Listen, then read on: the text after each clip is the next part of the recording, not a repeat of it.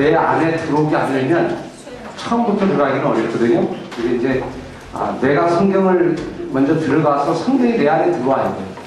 이것이 이제 그렇게 되면 그게 나를 움직이고 사도행전에 보면 이런 말이 있어요. 말씀이 힘을 얻어 부흥케 하고 흥왕케 되더라 그랬죠.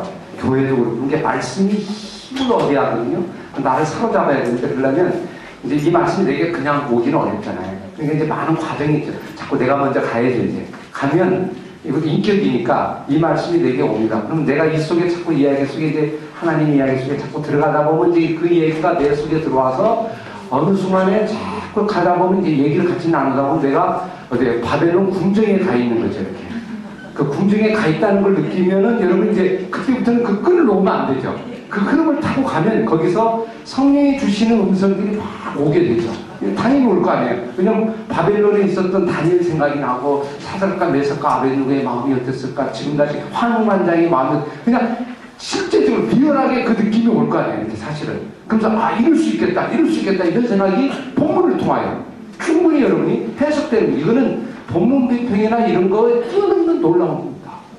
이런 거는 아무리 원전 찾아보고 뭐 본문 비평과 아니면 이런 거 아무리 해도요 도저히 이거는 따라잡을 수 없는 거예요. 왜? 이성을 뛰어넘는 거니까. 그렇다고 해서 완전히 공상이 아니고 본문 속에서 들어가서 성령이 주시는 은혜로 하는 거니까 그것은 충분히 가능하죠. 상황을 생각하면서 역사적인 배경 속에서 이미 그때 어떤 상황이 일어났을 것인가 하면 바벨론의 왕의 마음도 읽어지고 환관장의 마음도 읽어지고 거기에 감독하는 자의 마음도 읽어지고 모든 것이 있잖아요. 아주 놀라운 해석들이 나오면서 그게 이제 응용과 적용이 되면서 그러면 어떻게 됩니까? 말씀과 내가 하나 되면서 그 다음에 타고 가죠. 그냥 놓고 싶지 않지. 집에 가고 싶지 않지. 계속 하고 싶은 마음이 들고, 이제 그런 어떤 즐거움, 행복감, 뭐 이런 걸 여러분이 이렇게 경험할 수 있다는 걸 알 수 있습니다. 자, 이렇게 다시 한번 보시면, 17절. 이제, 그 다음에 장면 바꿨어요. 장면 2 장면이에요. 이게 여기는 뭐다? 1, 2, 3 장면이죠. 벌써 1장에 그런 장면이 씬이 있단 말이에요. 그런 걸 여러분이 잘 읽고 드려야 돼요. 똑같다고 해서 같이 이어가면 안 되고, 한 장면은 그냥 모은 거거든요. 알고 보면. 다 기록할 수는 없으니까. 그래서 그걸 통해서 어느 정도 시간이 지나고, 이런 것도 여러분 느껴봐야 간격을 얻을 수 있죠. 그러면 이게 입체감이 생기고, 근데 우리는 그동안 이런 부분에 대한 간격을 전혀 무시해버리고, 그대로 가버리니까 살아나기도 어렵고, 거기에 대한 배경도 이해가 잘 안 되고, 그러니까 점차 힘들어지고, 해석이 이제 나중에는 어려워져요. 그렇게 되면 해석이 전혀 안 되게 됩니다. 이제 그런 상황을 보시면 되겠죠. 자, 17절. 또, 이제 좀 지났겠죠. 어떤 상황이 있죠. 자, 17절. 누가? 하나님이, 이 사람들에게 어떤 은혜를 베풀었다? 그쵸? 자, 첫 번째 학문을 주시고, 모든 서적을 깨닫게 하시고, 지혜를 주셨으니, 다니엘은 특별히 또 뭐예요? 모든 환상과 꿈을 깨달아 알더라. 다니엘에게 특별히 또 이런 큰 은혜를 줬죠. 나머지 그 사람들에게 이런 은혜를 줬는데 특히 환상과 꿈 여기에 대한 특별한 은혜를 다니엘에게 주셨다. 그러면 이 다니엘은 처음부터 환상과 꿈을 막 충만했던 사람은 아니었다는 걸 아시죠? 아주 중요한 요구네요. 태어날 때부터 그런 사람은 아니었다는 걸 알 수 있죠. 응? 어느 정도는 있겠지만 하나님의 은혜와 결단하고 하나님께 가면서 점차 하나님이 주시는 은혜가 그에게 임했다는 거예요. 이게 지금 바벨론에서 이걸 받은 거 아니에요. 주었더라면 현장에서 준 거예요. 지금 상황 속에서 고난의 현장 상황에서 바로 그런 은혜를 여기 주셨더라. 근데 어느 때 주셨냐? 하나님이 이것도 하셨더라 하는 거하고 똑같이 이전에 주께서 하신 거랑 똑같은 거죠. 그러니까 이런 은혜는 누구에게 주었더라? 앞에 있는 사건이죠. 그죠? 하나님을 위해서 지혜를 쓰고 하나님을 위해서 자기 모든 걸 던진 사람. 그러면 하나님 위해서 거룩하기 위해서 내가 하나님 지혜 주세요. 이거 어떻게 하면 이거 되겠습니까? 길이 없는데 이걸 어떻게 하면 갑자기 생각이 떠오르겠죠. 열흘 동안 신문을 먹고 그렇게 한번 제안해봐라. 시간을 좀 어느 정도 주면서 있잖아요. 하나님의 역사의 어떤 시점을 좀 주게 만드는 어떤 그런 것들이 지혜가 떠오른 것이 하나님을 향하여 있으면 이 지혜가 와요. 근데 오늘 우리가 이제 우리도 막 이런 지혜를 얻고 싶잖아요. 근데 안 오는 이유가 하나님이 줘야 오는데 안 오잖아요. 근데 어떤 사람에게 주느냐, 어떤 때 하나님의 지혜를 또 받을 수 있냐. 전폭적으로 하나님께 내 인생을 드리고 작정했을 때 내가 이 공부를 하나님의 거룩성 백성과 하나님의 나라를 위해서 내가 이걸 하려고 합니다 생각을 가지고 있으면 그 사람에게 지혜를 준다는 거예요. 이렇게 지식도 주고 여기 좀 학문의 지혜도 주고. 근데 요거 가지고 뭘 한번 써먹을까, 내가 이거 갖고 한번 또 떠볼까, 뭔가 나도 이런 하는 걸 한번 나도 보여야겠지, 뭐 이렇게 되면 하나님의 지혜가 바뀌어버려요. 그 사람한테는 압니다. 왜? 우리의 마음을 누가 아세요? 정확히 압니다. 절대 속일 수가 없습니다. 다른 사람 속일지 몰라. 여러분 하나님 앞에서 그런 게 속임이 있으면 안 돼요. 그러면 하나님의 지혜가 아닙니다. 절대로 하나님이 거기에 속해서 마누리 여김을 받지 않으세요. 우리 하나님은 그런 하나님. 그러니까 마음이 순수해야 돼요. 정말 순수해요. 사역을 할 때도 그렇고요. 성경을 가르칠 때도 순수해야 돼요. 그래야 이게 지혜가 오지. 순수가 안 하면 이게 막히고 맙니다. 딱 그렇게 해요. 이게 지혜 받는 비결이죠. 이게 이 다니엘도 자기 인생을 그렇게 드리고, 그러니까 아마 이런 지혜도 또 왔을 거다. 열흘 동안 하는 지혜도 그렇게 해서 왔을 것이다. 왜? 하나님을 위해서 하고자 하니까 하나님이 주지 않겠냐? 당연히 준단 말이에요. 그런 사람에게 또 하나님은 더 풍성하게 이런 은혜를 주었다 이 말이죠. 그러니까 18절 보세요. 이제 왕이 말한 대로 그들을 불렀어요. 불러들 기한에서 딱 찼어요. 그리고 이제 황관장이 그들을 이제 불렀네요. 예를 들면 이제 한 3년 지난 거죠. 기간 지나면서 느부갓네살 왕 앞으로 딱 왔습니다. 마지막 시험이죠. 마지막에 시험 한번 봐야 되잖아요. 왕이 그들에게 딱 말하여 봄에 이제 한번 얘기를 해봅니다. 그 공부하고 나서 이제 쉽게 보니까 뭐 인터뷰죠. 이렇게 수능할 때 보면 뭐죠? 구술 뭐죠? 이런 거 하잖아요. 구술이 제일 중요해요. 구술, 논술 쓰는 것도 중요하지만 이거 말이 정말 중요해요. 이게 거의 결정됩니다. 우리 시험이 이게 없죠. 뭐 써내는 거 있죠. 요것만 있죠. 그러니까 제대로 된 사람을 뽑아내는 거 어려워요. 하려면 딱 가면접이 있죠. 그래서 제가 박사과정 시험을 이렇게 보는데 1시간 반인가 저 혼자를 놓고 5명가 소리 놓고 있잖아요. 공격에서 막 이것도 먹고 자식도 먹고 돈은 있습니까? 그것도 그렇고 돈 어떻게 만들 겁니까? 뭐 이런 것까지 참 이렇게 제가 보면서 좀 신학교가 좀 그래야 되는데 나는 그렇게 면접 못 받아봤는데 제가 좀 막 땀이 났죠. 땀이 나는데 사실 예를 들면 이제 그렇게 돼야 조금 그걸 가장 중요하게 보는 거죠. 여러분도 이제 우리 공부도 근데 아마 여기도 마찬가지예요. 마지막에 하고 이제 딱 보려고 면접하는 거랑 똑같죠. 봄에 봤어요. 단이 느부갓네살이 딱 그들을 말하여 봄에 보니까 어땠더라? 19절. 다른 사람도 있었겠죠. 봤는데 이 왕이 지금 해석해야 되죠. 결과죠. 다니엘과 하나니와 미사엘과 아사랴 같은 자가 없으므로 그들을 왕 앞에 서게 하고 감사라. 왕이 그들에게 묻는 모든 일을 묻는 중에 그 지혜와 총명이 박수와 술객보다 어떻게 했더라?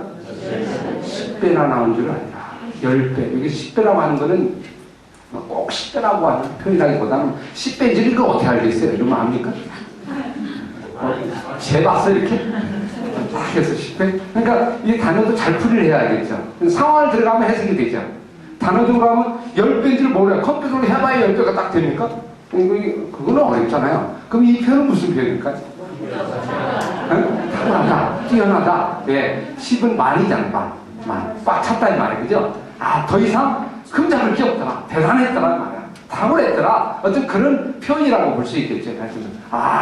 더 이상 흠잡을 것 없는 어떤 그런 모습이었더라. 그리고 이제 다니엘은 고레스왕 원년까지 있었다. 이거는 어떻게 보면 저자의 어떤 해석의 부분이죠. 이런 사람이 이 다니엘이 나중에 돌아올 때까지. 그죠? 고레스가 마지막에 고레스는 지금 고레스가 나오면 안 되죠. 그죠? 이건 바벨론 파사잖아요. 파사왕이다. 포로 귀환이죠. 귀환. 그럼 그때까지 사역을 했더라 이 말이에요. 그럼 뭘 21절을 넣은 거는 왜 넣을 것 같아요? 안 넣어도 될 것 같은데. 그죠? 벌써 끝까지 갔죠? 왜 넣었을까? 인도하신다. 네. 또. 이것도 복선이죠. 저자예요. 그죠? 구성 의도죠. 사실 은혜될 거 하나도 없죠. 근데 사실 은혜를 주는 거죠. 왜냐면 이런 지혜를 가지고 지금 하고자 하는 저자의 메시지가 있지, 이 안에 들어있죠. 뭐냐, 다니엘이 마지막 고레스 벌써 바벨론 망해. 그럼 페르시아까지 오는 제국이 넘어갈 때까지 다니엘은 건재하더라 이 말이에요. 그죠? 그까지 있는데 뭘로 건재했을까? 한 가지, 하나님이 주신 지혜 가지고, 그리고 승부 걸어서 끝까지 승승장구하며 그 자리를 지키며 하나님의 뜻을 지켰다. 이런 메시지가 있죠. 그러니까 사실 이것이 가장 큰 의미였더라. 아마 그 저자가 나름대로 주고자 하는 메시지가 이 짤막한 단어 속에 다 들어있다고 볼 수 있죠. 근데 오늘 우리들은 이런 거는 은혜가 됩니까? 그냥 넘어가죠. 통과. 원전에 있든지 뭐 있든지 그게 은혜든지 뭐 있어요. 근데 사실은 저자가 그냥 저자 기록한 건 아니죠. 뭔가 의도성을 가지고 이 안에 들어있죠. 여러분 성경에서 그런 걸 찾아내야죠. 그래야 전체 맥이 잡히죠. 사실 요게 어떻게 보면 일장의 맥이죠. 끝까지 다 간 거니까. 그럼 이제 이 맥을 잡고 이야기를 풀어가자는 말이에요. 아셨죠? 전진해보자 말이에요. 그러면 훨씬 다니엘이 쉬워지죠. 왜? 마지막 답을 알고 가니까. 모르고 가는 거하고 뭐든지 이야기는 다 그래요. 앞에 거의 나와 있다고 볼 수 있죠. 그래서 한번 2장에 들어가 봅시다. 한번. 자, 2장 1절에서 13절까지 같이 읽겠습니다. 시작. 느부갓네살이 꿈을 꾸고 그로 말미암아 마음이 동행하여 잠을 이루지 못하니라. 왕이 그의 꿈을 자기에게 알려주도록 박수와 술객과 갈대와 술사를 부르었다. 그들이 들어가서 왕의 사람을 쓰는다. 왕이 그들에게 이르되 내가 꿈을 꾸고 그 꿈을 알고자 하여 마음이 범죄하도록 하니 갈대아 술사들이 바알몬과 왕에게 말하되 왕이여 만일 상방하옵소서. 왕께서 그 꿈을 종들에게 이르시면 우리가 해석하여 드리겠나이다 하니라. 이게 참 드라마틱합니다. 흘러가는 게 이게 보세요. 이 스토리 전개가 뭔가 하여튼 이 안에 숨어있는 것들이 많이 있다는 걸 여러분 한번 딱 읽으면서 좀 이렇게 느낄 수 있을까요? 한번 다시 한번 찾아봅시다. 자, 2장 1절입니다. 자, 느부갓네살에게 어떤 일이 일어났어요? 자, 다스린 지 몇 년에? 2년 되는 해. 2년 지났다는 건다. 자, 그럼 2년 동안 지난 그걸 여러분이 공간을 생각하고 어느 해, 바로 그 해예요. 나는 특별한 날이에요. 그래서 2년이라고 적은 거예요. 사실은 이걸 기억할 만하죠. 느부갓네살이 그날 꿈을 꿨네요. 근데 꿈을 꿨는데 그 꿈이 무슨 꿈이었어요? 너무나도 힘든 꿈이었어요. 그죠? 그래서 그 꿈이 마음이 어떻게 했다? 꿈을 인하여 범민하고 잠을 이루지 못하더라. 이런 꿈보다 일어난 적이 있어요? 꼭 세운 적이 있어요? 너무 이상하고 너무 어떤지 황당하기도 하고 너무나도 마음에 걸리는 이런 꿈이 있죠. 이건 많지는 않아요. 인생 속에 몇 번씩 있는데 있잖아요. 곱박스가 범민하고 이거 하나님이 하게 하신 거죠. 그리고 꿈도 누가 꾸게? 하나님이 꾸게 한 거예요. 그러면 하나님이 꿈을 통하여 지금 역사를 움직이려고 하는 거죠. 그 마음속에 들어가서 이제 이 느부갓네살을 이제 움직이면서 뭔가를 모종의 썸씽이 일어나는 거예요. 그러면 이런 답은 나와 있죠. 누구를 긴장시키려고? 모든 거는 다니엘 때문에 존재하는 거예요. 이거 얼마나 멋있어요. 그럼 마지막에 주인공 딴딴딴딴딴 이렇게 등장하는 거. 얼마나 멋있습니까? 지금 일어나는 거 무슨 일이 일어나지 다 퍼포스는 하나님의 사람에게 향해 있어요. 다른 사람이 아니라 뭐 이방왕 보이는 게 아니고 믿음의 사람. 하나님을 위해서 내 인생을 던지고 내 인생을 바치겠다고 결단하고 내가 그걸 드리고자 하는 꿈꾸는 그 사람을 향해서 하나님은 모든 포커스가 되어 있어요. 그 사람을 위해서 열심히 옆 사람이 돈을 벌고요. 땅 사고요. 다 합니다. 그리고 옆 사람이 뭐 친구도 만들고 사람도 만들고 다 해요. 가만히 있어도 다 줘. 왜? 하나님이 그 일을 위해서 그를 다 준비해서 나중에 다 오게 한단 말이에요. 여러분 그거 믿어요? 믿으면 그냥 힘 좋네. 땅 살 거 없어요. 그냥 뭐 부동산 돌아다니지 마시고 우리는 부동산 돌아다니면 안 돼요. 그죠? 엄밀히 보면 그렇잖아요. 부동산은 돌아다니는 사람이 돌아다녀야 돼요. 우리는 하나님의 일을 위해서 내 인생을 드리고 내 목숨을 드리고 헌신하고 거룩하고 이렇게 늘어가면 협력하여 그 일들을 이루니까 우리가 그런 믿음을 갖는 거 대단히 중요하다는 걸 알 수 있죠. 자, 어떻게 무슨 일이 일어나는가? 왕이 그 꿈을 꿨는데 자기에게 알려주도록 박수와 술객과 점쟁이와 술사를 부르라. 근데 박수, 술객, 점쟁이, 갈대, 술사 다 공통점이 뭐예요? 다 어떻게 좀 보니까 하나만 있어도 되는데